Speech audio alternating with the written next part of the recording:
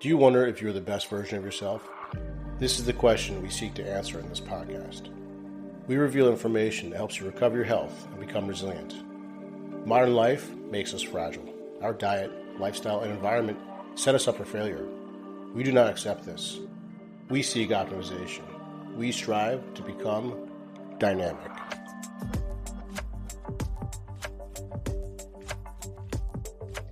What's going on? Dr. Chris here. Today I have a very special guest. I have Brian Sanders from Food Lies. How you doing, Brian? Oh, I'm great. How about you? I'm great. I'm so excited for this conversation. Thank you for coming on. So Brian is a former engineer turned nutrition expert, in my opinion. He is now a filmographer. He's coming out with a series, hopefully pretty soon. I can't wait. And what else did I miss there, Brian? Well, I started a meat business. I started a regenerative meat business as well along the way. And I have a podcast called Peak Human. And I also have a Sapien Center in Austin. I just was so into all this diet and lifestyle stuff that we have a headquarters now for a bunch of people who want to live like this. Yeah, I love that. Can you tell people what you mean by sapien? Like, what does that word mean to you? Yeah, Sapien to me, well, there's all these different diets, right? And everyone is, like, oh, my diet's better, or this is what I'm doing. And I don't think that that's correct. Humans never really had a diet, and we are Homo sapiens. So I just call it the sapien diet and lifestyle, whatever you call it, just sapien. It's not a diet. And it just means that you are eating real foods. You're eating from nature. You're eating animal-based foods as the foundation of your nutrition. And then there's some other lifestyle principles that we can get into that are just really in accordance with nature. It's not very complicated. Yes, the ancestral lifestyle, right? I mean, that's what I think initially drew me to all your messaging because, I've kind of run the gamut. I've done vegetarian, I've done the carnivore thing, paleo and everything between. And just your diet and your style sort of makes the most sense. It's just like living like the way we're supposed to, and not even like thousands of years ago, like 100 years ago. It's so simple. I mean, yes, even just 100 years ago, we had a lot of things more correct. And yeah, I mean, paleo, obviously we need to look at our past and look at the ancestral traditions, lifestyle, all that type of stuff. But it's super varied over the earth and where people lived. And it's also not possible to do anymore. I'm not a paleo denier at all. I'm totally into all that stuff. Like absolutely always go back to our roots as humans. That dictates everything, right? That dictates what makes us healthy, our genes, all this stuff. Right. Interviewed Dr. Michael Rose, great PhD, worked his whole life studying this stuff. And he has a line in the film. It's just all organisms do best in an environment in which they evolved. That's it. It's just so simple. It's that easy, right? But somehow we forget all that. And so much of that is our environment. And this is probably, well, let me pause there. Let me just go into what started you down the road of nutrition. Yeah, it was kind of a sad story. I lost both my parents when I was 30. And I mean, technically, I didn't lose my mom until a month ago. She had Alzheimer's for 10 years. And so, I'm 40 now. So actually, just a month ago, we finally lost her. She was deep in the, stage 7 where you can't communicate at all. It was terrible. And my dad from cancer about 10 years ago, and it woke me up. They lived the standard American healthy version of the lifestyle. They weren't the standard American just eating McDonald's and ice cream and just doing whatever they wanted. We were following the food pyramid. We were doing the things. We were eating the low-fat products, avoiding red meat, grains, whole grains, the whole thing. Like I'm telling you, we did it. And it was a huge treat to go, say, to McDonald's like once a month. And they just got just more sick and more overweight. Not obese. See, this is the thing too. They weren't obese at all. They just, looking back, I realized they both had prediabetes and they both just had a lot of visceral fat, low muscle mass, a lot of visceral fat, metabolic syndrome, all these things. And doctors never said anything. No one knew anything.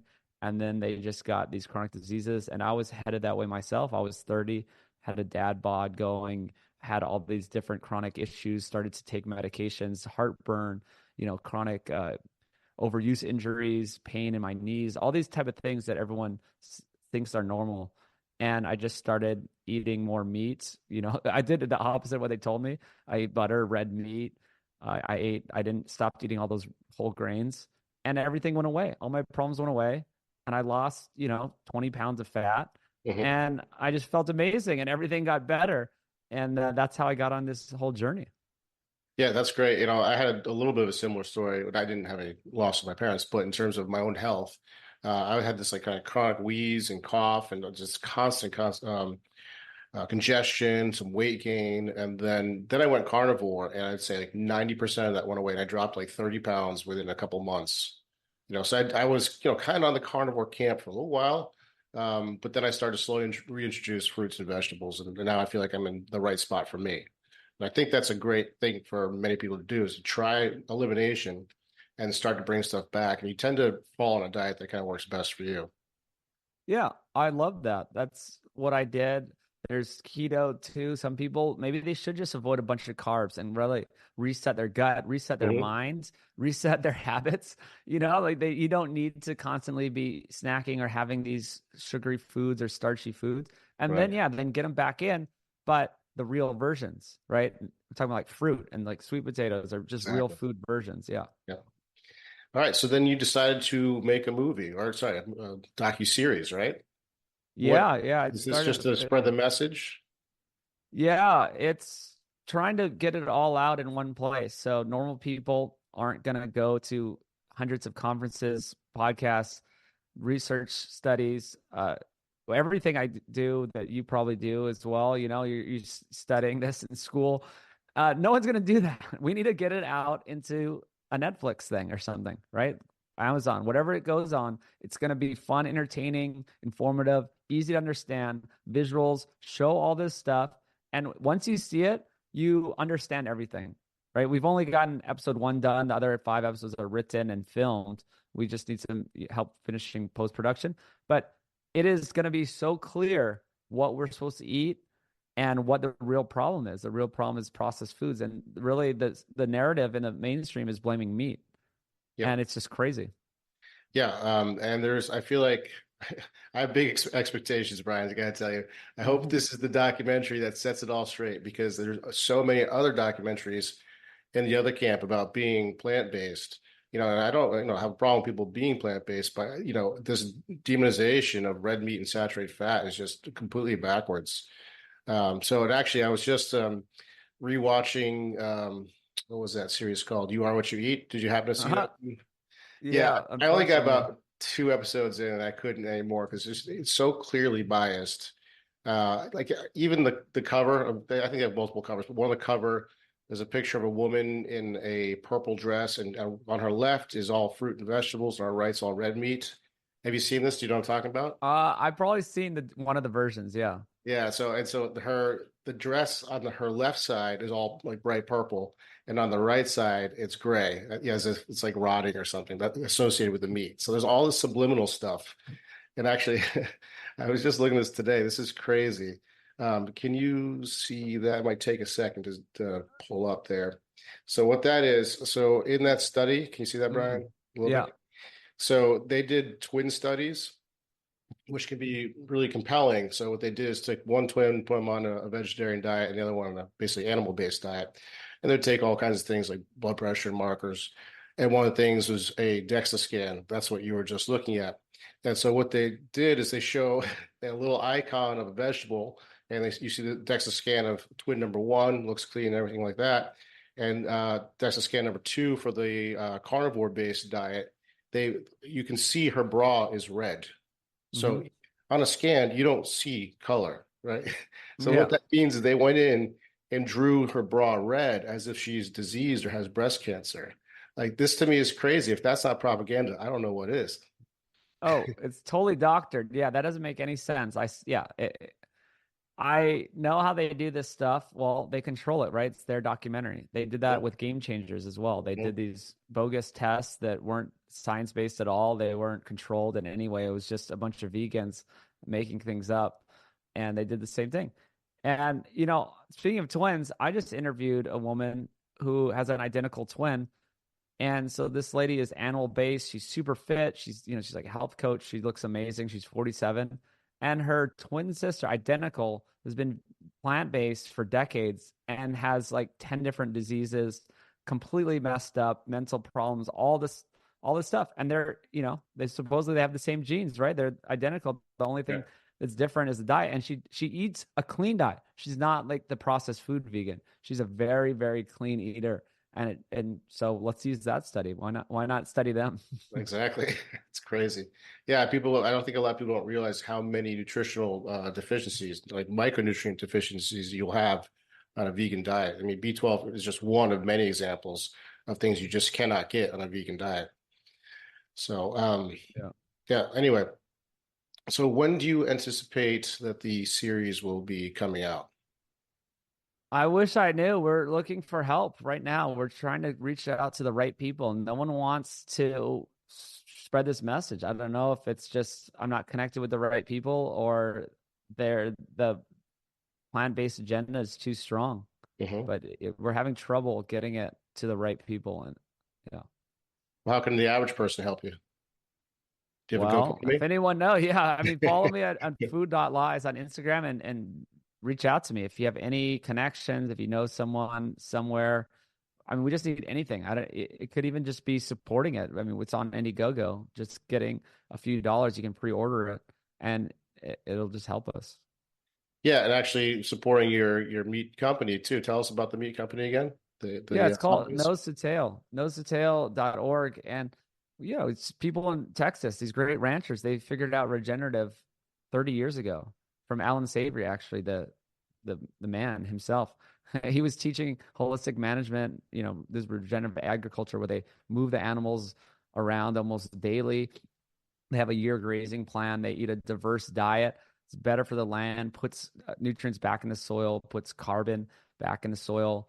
It helps prevent runoff, and flooding. It does so many things, and it makes the meat healthier.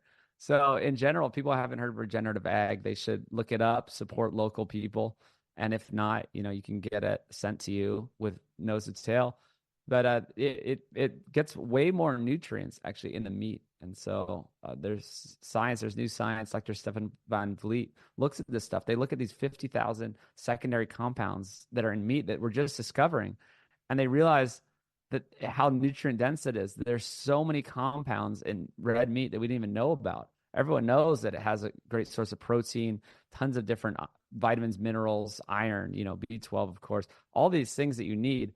But it also has these secondary compounds that I think we got throughout history and where we didn't have to eat so many plant foods. This is an interesting one that I learned from Dr. Stefan van Vliet is that there's so many compounds. There's the tocopherols and polyphenols and this and that, these plant compounds that the cow's eating. The cow or the steer are eating all these different shrubs and forages and bushes and this and that, grasses, and they're taking it all in force and they know what to eat and they get healthier by choosing what they eat on a diverse pasture instead of just being in a feedlot. I mean, there's many problems with feedlots beyond Right. just not having the access to all the diverse plants that they need to eat. And then we can get the nutrients through them. And that actually is a better way to get it. The carnivore, people like to talk about the problems with plant foods. And I do agree. There are some problems with plant foods. Absolutely. And I had some problems with oxalates, especially if you eat spinach and kale and almond milk. I was making these kale shakes every day. That is not natural. I was getting tons and tons of oxalates. These things are not natural and they give you kidney stones. They have all these different problems. And so I'm not a huge fan of eating tons and tons of certain types of vegetables. I eat, different types of fruit and things with less anti-nutrients.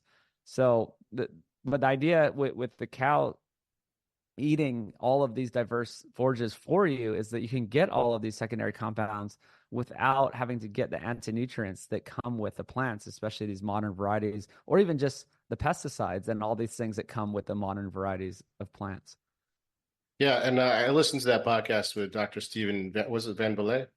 Van Vliet. Van Fleet. Yeah, so that was super fascinating. He was talking about all these other compounds that we barely even understand. Right. So, all this stuff with this lab grown meat, it's like, well, okay, maybe we can reverse engineer some of it, but there's so many compounds that we don't understand. This lab grown meat thing, I don't know what your take is on it, but it sounds a little scary to me. There's no way Oh, we it's can a nightmare. replicate that, right? There's no way we can. It's impossible. It's absolutely impossible. This is something I'm sure of because you can't mimic something in nature I mean, these cows eating grass and all these things have been going on for so long and it's so complicated. There's no way to replicate in the lab. Maybe we can get the macros, Yeah. right? I'm not going to eat lab grown meat at all, and I think it's terrible in many ways. But yes, maybe we can get, okay, it has 10 grams of protein and 5 grams of fat, whatever. That doesn't mean it's at all nutritionally similar. Yes. All right. So I want to change gears a little bit. So you've interviewed hundreds of people. Is that, by the way, is that part of your strategy for the docuseries? Is you're getting a lot of information through podcasting? Yeah, and building a fan base, it's all things, and Yeah. developing relationships with all these amazing people, getting more people in the film, doctors, researchers. So yes. So through all your interviews and everything you learned, what would you say is probably sort of the biggest nutritional myths out there? Well, I mean, That's a big just the question, I know. standard, yeah, the standard government advice. It's just backwards. And I think just the red meat is bad for you. Hmm. That whole narrative, because that includes saturated fat and cholesterol and red meat. You kind of lump that narrative all in one is the biggest propaganda like psyop in history. It's crazy. When you really think about it, what happened is for all of history, red meat was the most prized food in every culture across the world. It still is. You go to Hong Kong, they eat the most red meat. They actually have the longest life. There, China, these places, they're still after red meat. That's all they want. That's like a sign of wealth. It's a sign of health. It's what they work for. It's why they toil out there doing whatever job they have to do so they can afford meat because they get it. It's healthy. And so in the Western civilizations, I think it is an actual agenda. I think it really is a coordinated propaganda because there's so much money in processed foods. So they have to take the blame away from the processed foods and put it to something else. And it's a perfect little system they have because Yeah. it's like the opposite of red meat and fat and all this. It is the low fat products, the high profit margin, processed foods, grains, added sugar, seed oils, like anything to do with these packaged goods. They have the opposite kind of fat, right? It's the polyunsaturated fat instead of the saturated fat.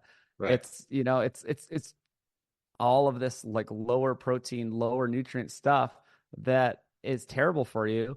And it's just it makes a great scapegoat to blame meat on the issues when it's so clear it is absolutely ironclad science that it's the processed foods and not the meat. Yeah, it's like a false flag operation. I kind of see it like there's a spectrum of the diet, right? So on one side you've got sort of high fat, low carb, because everyone kind of agrees that protein's good, right? So on one side you got high fat, low carb. The other side you got high carb, low fat. And what I think it really boils down to is your thoughts on cholesterol and saturated fat. If you believe ingesting saturated fat raises dietary cholesterol, and that is a problem and clogs your arteries, you're going to tend to push towards the vegetarian side. If you think cholesterol could actually be good for you and maybe it's a little more nuanced than that, then you're okay going sort of the paleo carnivore side. I think that to me, I think the cholesterol issue, when you really boil everything down, is the crux of the issue. It is, and that started in the 1950s, and we go over this in episode 3 of the film, and it's a simple story. And I don't want to belabor this and try to do the whole story, but there is a clear story here of there was two directions, and we chose the wrong direction. Mm-hmm. Yeah, I kind of call it the perfect storm because on one, you had Eisenhower had a heart attack, right? Ansel Mm-hmm. Keys kind of came up with this idea, and correct me because I know you know all the details. Correct me if I'm wrong about this.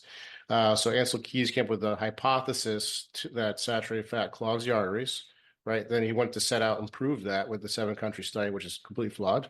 And on the other side of the coin, you had Big Sugar paying off Harvard to say that sugar is fine and saturated fat's to blame. So you had this like perfect storm with these powers, and then we chose wrongly. That's the way I see it. Yeah, it's pretty much like that. The Harvard and the paying off was a little bit later, but Hmm. it was actually a guy, John Yudkin. So he was around the same time as Ansel Keys, and he was an English guy, and he saw that wherever the English colonized and brought their imports into these native living cultures that just ate their foods, the diabetes and problems followed. Yep. Right? It's like as soon as England comes in and then they have ships and trade and commerce and they give them sacks of flour, sugar, and in these new vegetable oils, they got sick, they got fat, and they replaced the good, healthy foods that they were eating from nature. And so John Yudkin was like, "Hey guys, it's pretty obvious what's going on here," and look, he's won. So yeah, exactly. And then Yeah. yes, there's tons of bad science paid off, corruption along the way since then. Yeah, and we still see this, right? More the rest of the world sort of adopts American policy, and the the food pyramid, the sicker they get too. So there's a ripple effect going on. So Yeah. the question that the further down the rabbit hole I go with nutrition, the harder it becomes to stay away from conspiracy. Is there is there a nefarious group out there, or is this just a systemic issue? This is a really hard one for me. Oh, yeah, no, I love talking about this. It's both. I mean, it's really both. I got really into this in the last 4 years when I kind of woke up to how the world works even more during COVID. Yeah. And yeah, it's driven in a certain way. It's a lot of it is money and power, right? And it's like you could just say, oh, well, it would have gone this way no matter what, or they're just following the money and they're just, they're not evil, or it's not all coordinated because they're just trying to make money. And I'm like, yeah, and that's what I used to think. But then it always goes in that direction, though. If it was, and there's more to it. And you can really see that there's no way we would have got it this backwards unless there was just a bit more coordination. And I'm not saying that there's this, there's like these 12 families and they're sitting over their veal chops, and they're eating all the good red meat, of course. So they're getting like the finest meats and the best foods, and they're just being like, okay, this is what we're gonna do. No, it's not really like that either. It's just there's a bunch of people at the top, and their interests align, and these people known each other, and their families have known each other for hundreds of years, and they've been in power, and they just push things in a certain direction. And it's obvious. I mean, I want to be in control, right? I mean, in a small way and not in an evil way, but I mean, I started my own company so that I could be the boss.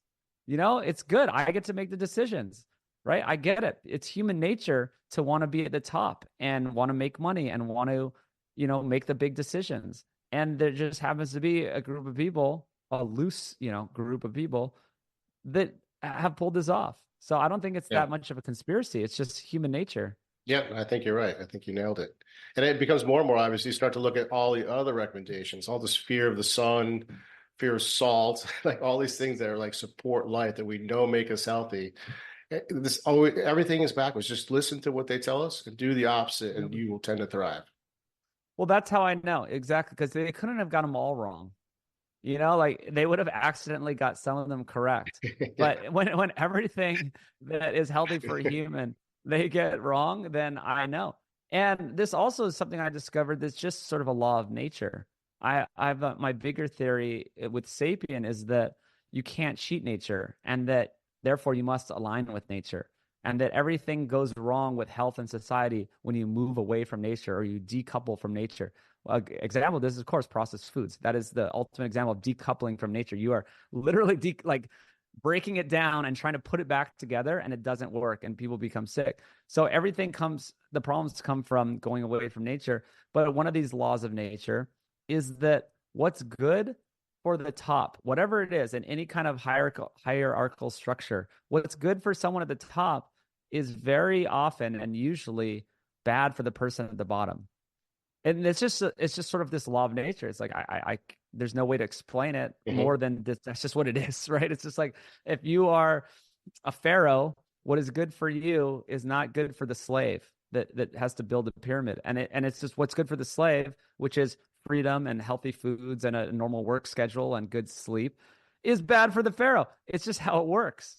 Right? Yeah, that's a really interesting way to see it. Yeah, I agree totally.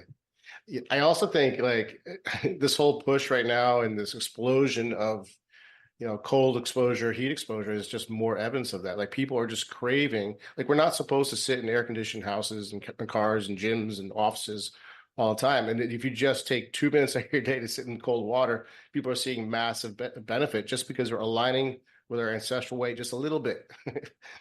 It's so crazy. 100%. Yeah. 100%. And our environments are so toxic that, yeah, we have to go beyond just normal what we could have done is we could have just lived a normal life and been pretty fine. But now we do have to develop cold plunges, and have to buy them and do it purposefully because we're so out of line that you have to. Or I mean, yeah, people probably have tons of different toxins and plastics and different things they're getting in their environment. So yeah, maybe you do have to go on some sort of cleanse or do a carnivore diet for a few months and do these more extreme things to get rid of just toxic society in so many ways attacking you. And then, yes, you can settle back into probably something more normal.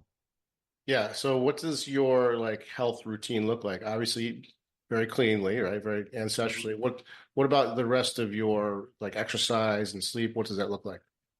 Yeah, I try to keep it really simple. I like to focus on the biggest things, right? It's let's focus on the 80% that's going to make, focus on the 20% that's going to make 80% of the difference. Yeah. And that's food. So food is first for me, but really a lot of these things align really closely where it is the sleep. It's even just allowing yourself 8 hours of sleep, right? Some people get really into it and they have all the gadgets and gizmos and mattresses. But really, I find people they have their alarms at 6 a.m. and they're still up at midnight. Yep. And it's as simple as just get yourself in bed, get yourself that 8 hours, and then start to worry from there. Same thing with exercise. I'm like, I am just like anyone else. I want to do the minimal effort with a maximum output. I'm not like some super disciplined, like ultra willpower, insane maniac that has the most discipline in the world. No, I just make things easy for myself, set myself up for success. I do 2 30-minute workouts a week in the gym. That's it for the gym. Yes, I do other stuff. I play sports. I play beach volleyball. I sprint. I have my little routine where it's very doable. It takes 20 minutes for me to do my sprints on Tuesday. Beach volleyball, well, that's just fun. I mean, I encourage everyone to find a sport or some sort of activity that's just fun, so you're not just struggling away on a treadmill. I think that's kind of worthless, actually. I mean, any movement's good, but Yeah. do something like walk, sprint. Don't just sit there. Steady state cardio is kind of worthless. But yeah, 30-minute workout. I mean, I've never lifted weights for more than an hour in a week since 2007. I did it for a few months in 2007, and that's it my whole life. And, people say I'm pretty fit. So you don't need to do a lot to get a good result. I mean, yes, if we get more detailed, yes, it's drop sets to failure. It's a very efficient routine that I made up. And, I'm pushing myself hard for these 30 minutes, but it's something that I can do on a weekly basis, no matter what, pretty much, right? I don't need I can do this at an apartment complex gym. I've done it at hotel gyms. You don't have to, have some crazy gym to do this. Yeah. No, I mean, this all falls in line with basically the food stuff. It's pretty basic, simple stuff that no one does right. I'm a physical therapist, and I constantly ask like, how much are you sleeping? How much are you moving? And everyone wants this like secret perfect exercise to fix their back, whatever it is. It's like, well, so I just start off with, okay, why don't you track just how many hours you slept last night and then track your pain. And they're always surprised to see that those things tend to be a one-to-one correlation. It's like, just do the very simple things first. If things don't go away, then come back and see me. And it's like 90% of the time, it's just that low-hanging fruit that no one actually pays attention to. That's one of my biggest messages, really, is you have limited willpower. I don't get it. There's some people that are like really crazy and they're just getting focused on every little thing in their house, in their environment, in their life. And I don't really want to do that because it's going to become overwhelming. It's become stressful. I just focus on the easy things. I use all my discipline and willpower to just be in bed for 8 hours, to eat my real foods that I make at home, to do simple things. I go out in the middle of the day. I'm about to go. As soon as we get off this call, I'm going to go get my son. I go down and I live in this apartment complex, right? It's not like some fancy thing. I just go down and lay in the chair out by the pool and read.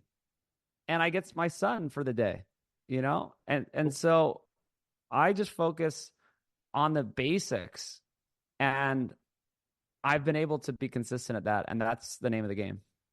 Totally agree. The 80-20 rule is exactly what it is. So yeah, I want to wrap this up pretty soon because I have to get back to work, unfortunately. But I want to know, well, let people know where to find out more about you, how to support you, where to find out about your docuseries coming out, and maybe even where to watch the trailer. Yeah, check Food Lies wherever you're at.